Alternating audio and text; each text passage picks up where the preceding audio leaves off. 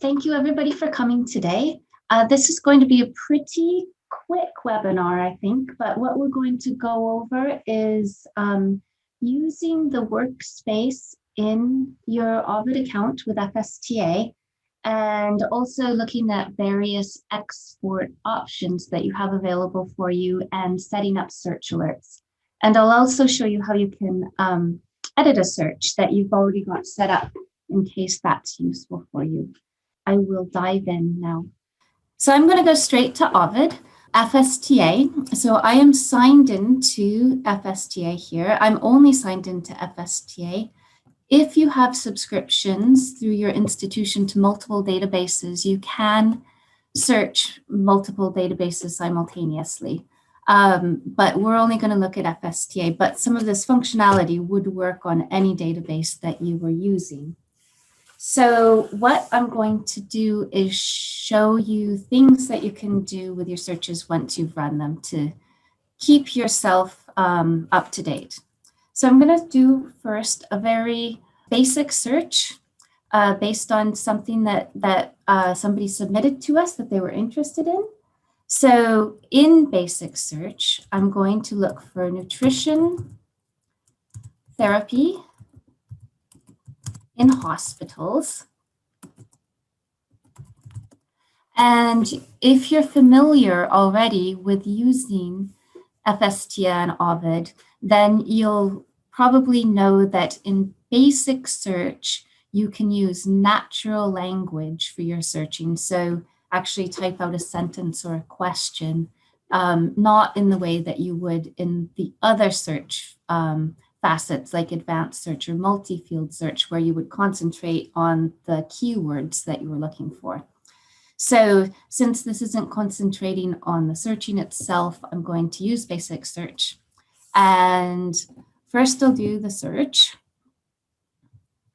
And my search history is here above the search box. So I'm going to open it up so we can see what's happened. I can see that I got a lot of results. That's very normal for a basic search because it will pull out and match up against the words that you've typed, including down to instances where it's only one part of one word that matches up with some result. So you can do a ranking here to the stars, and a 5-star result is one where all the search concepts are present and complete. So those are going to be the ones that are most on target for us. So I'm going to actually take this search. I don't want to have 7,000 results or 8,000 results. I want to have the ones that are most relevant. So I'm going to use it and look at the limits here, go to additional limits. So open up all my limits and say, I only want to look at the ones that are 5 stars. And you can see now that that's brought down the results to only 214, and it's made my search into a 2-step search. So I have different things that I can do at this point.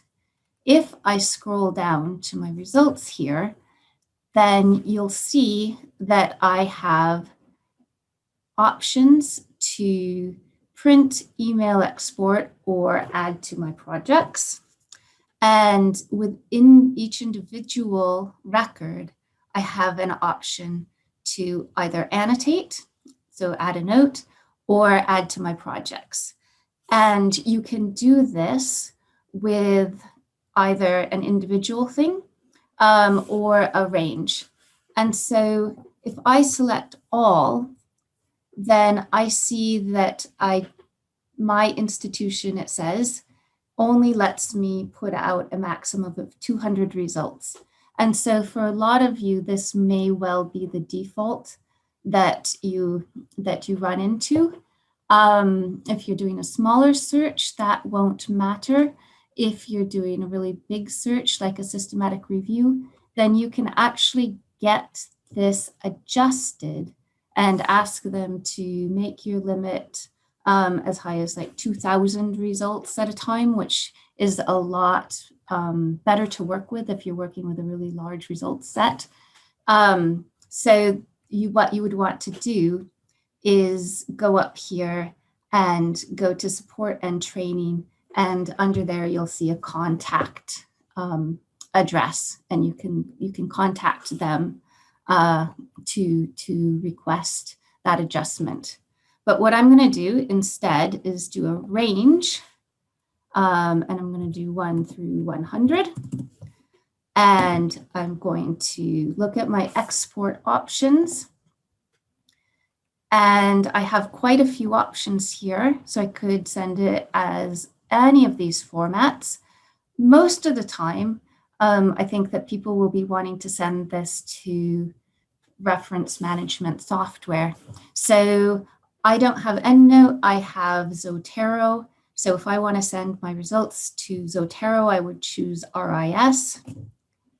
And I can choose which fields I want.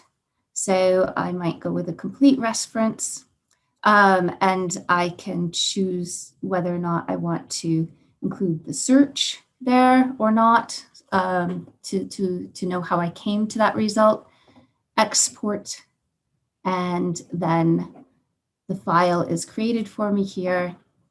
And you will know how it works with the reference management software that you work with.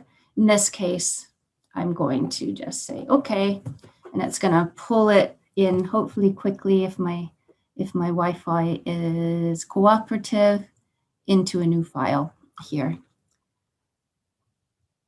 So since I'm not really working on the reference management software side, I'm going to leave it there and go back to Ovid. But those records will have all been exported for me. So that's a manual way to export records, and you can also email them to, yourself or somewhere else or someone else. And so all of that is quite straightforward. You can also send them to my projects, and that's where you're starting to get into your workspace. So if I choose my projects, then at this point, if I already have a personal account that has been created, then I just have to log in. If not, everybody is able to, would be prompted at this point to create an account. So anybody can do that, and then you have all of your own work together. So I'm just going to log in, and I can either add it to an existing project at this point if I want to, or I could create a new project about, I can name it nutrition therapy. I could put in a description if I wanted to, and add the items.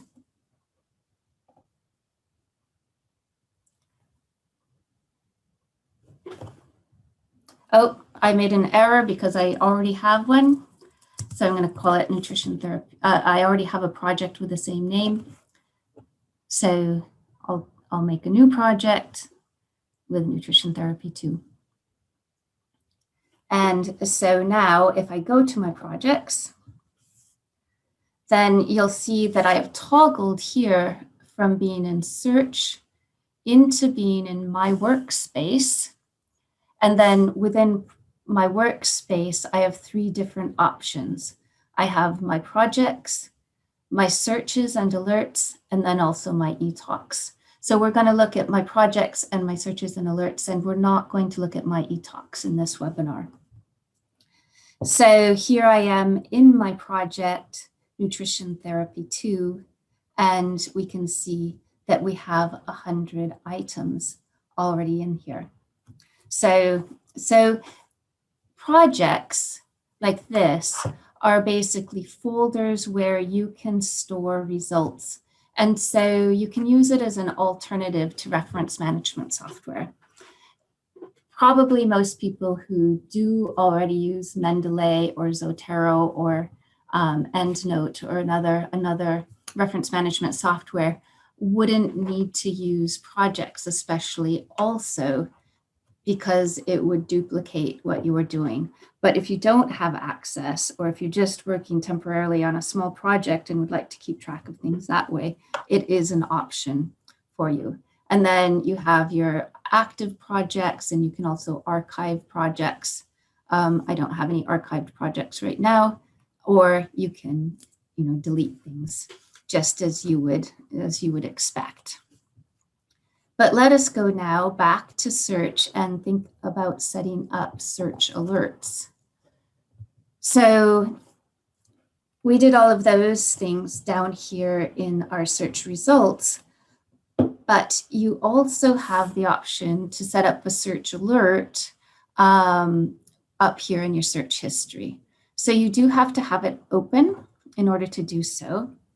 And you can see that over here, you have these options more, and you can save an alert, a search, you can edit a search, you can create your auto alert, you can create an RSS, or you can remove a line of a search.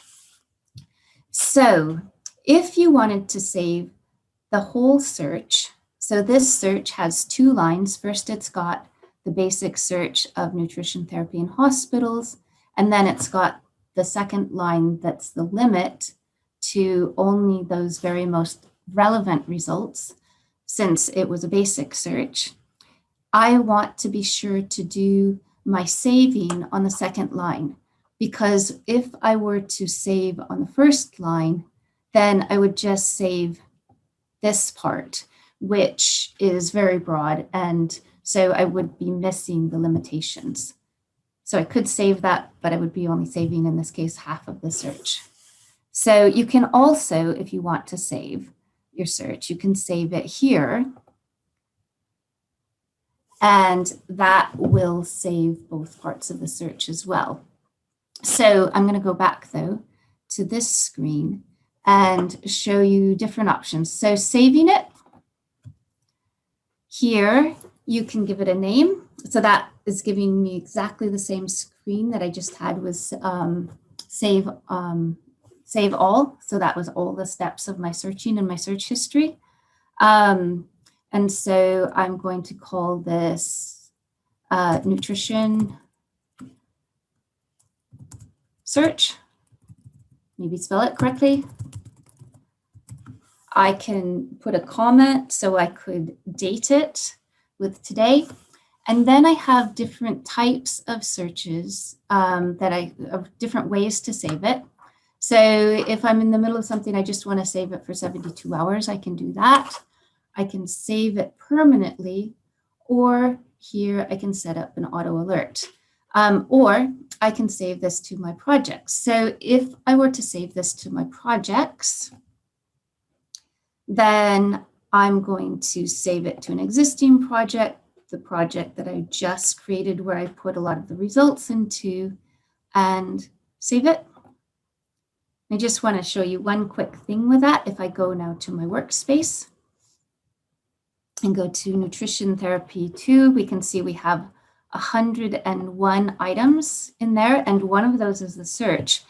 And if you do it this way, and you want to know where is my search, because it's one of the items, if you sort it by type descending, then your search will show up at the top. And if you click on that, you'll actually see what the search was. So, and you can annotate it if you'd like to. So it tells me when I've modified it, etc. But I'm going to go back here and move that line. Go back to the saving,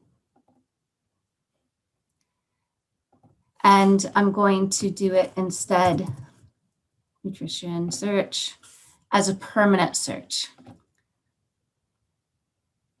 And so I can see that it's been saved as a permanent search in my workspace. I'll go back to my workspace, and this time I'll go to my searches and alerts, And I can see that I have two different categories of searches. I have permanent searches, and then I also have auto alerts that I've set up in the past. And so if we look at our nutrition search here, we have different icons and there's different things we can do with our search at this point. So if we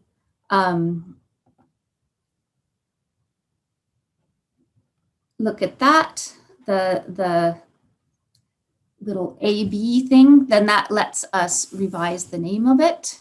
So actually just rename that search. If I wanted to call it just nutrition instead of nutrition search, I could. But if I go to the pencil, that actually lets me edit the search itself.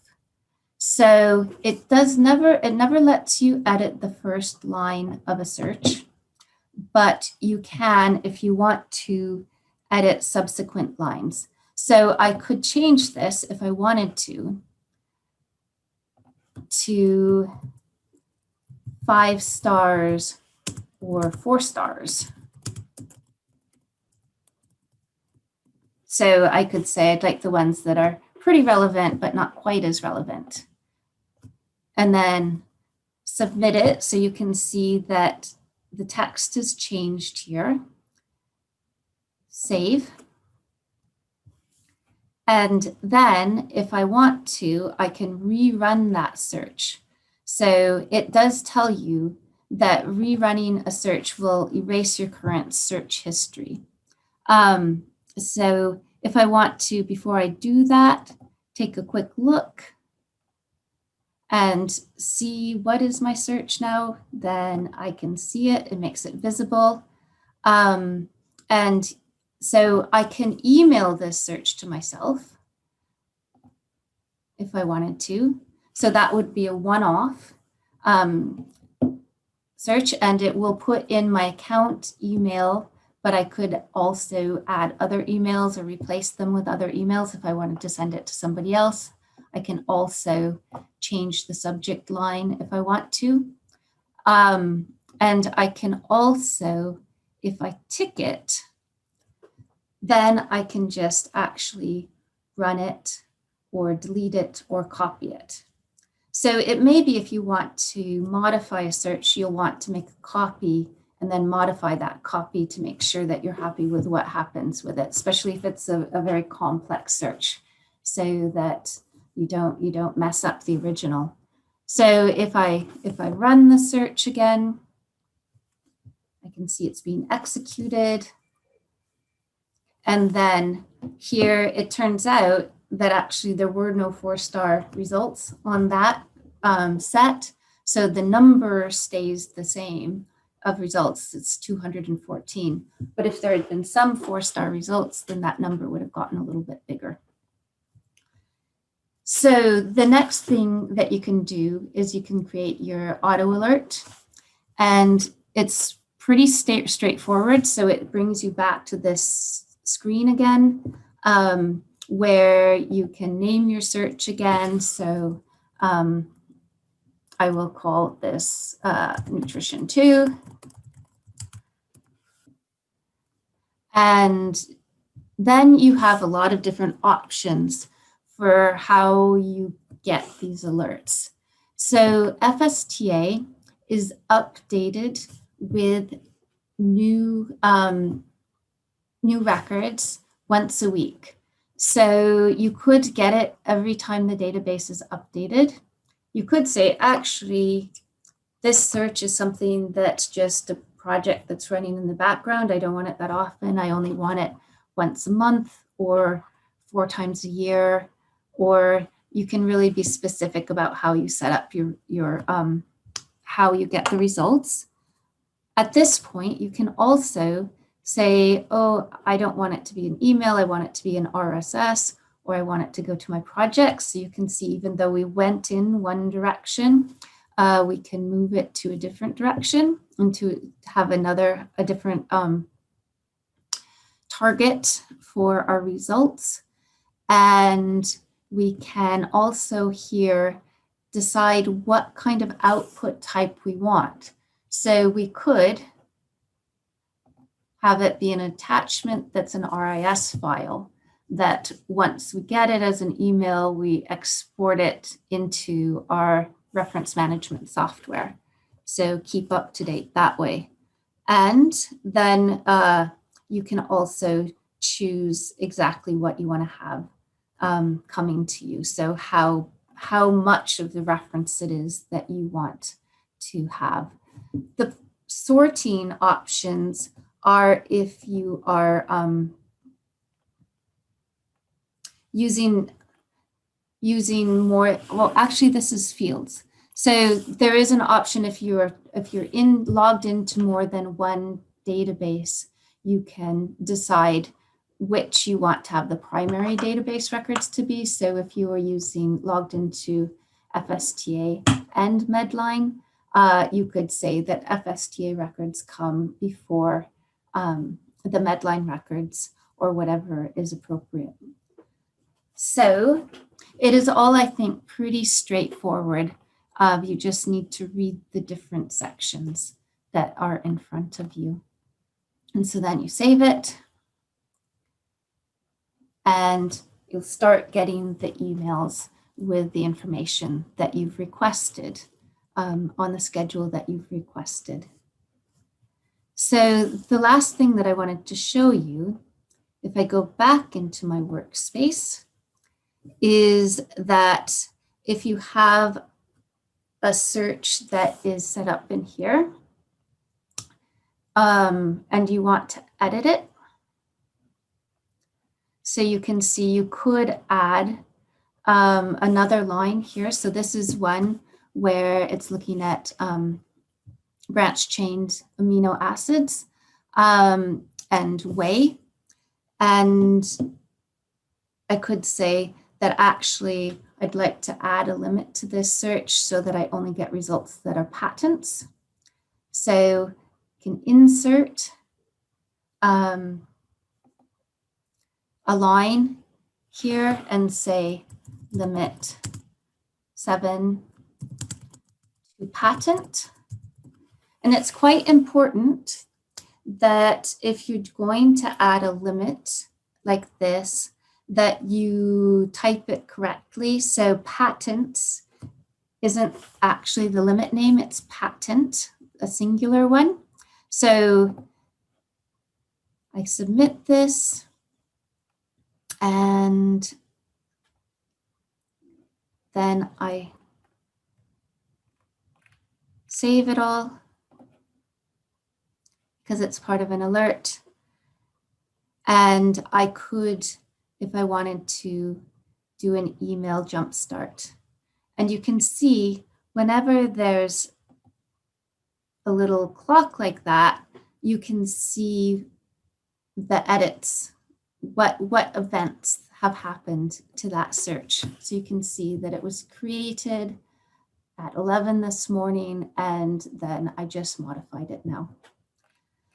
So I wonder if there are any questions. Oh, I was going to show you, apologies, the way that you can figure out exactly what word, if you want to add limit and then a line, so perhaps the last line of a search to something like patent or journal article or review or what have you, then if you're not sure what the word is to use for the limit, you can go here into additional limits and you can see, for instance, what are the publication types that are available, what are the languages that are available. So you could limit to a particular language if you wanted to, or here are the stars as well. So you can see that for the stars, you do it as the words written out, 5 stars, 4 stars, etc.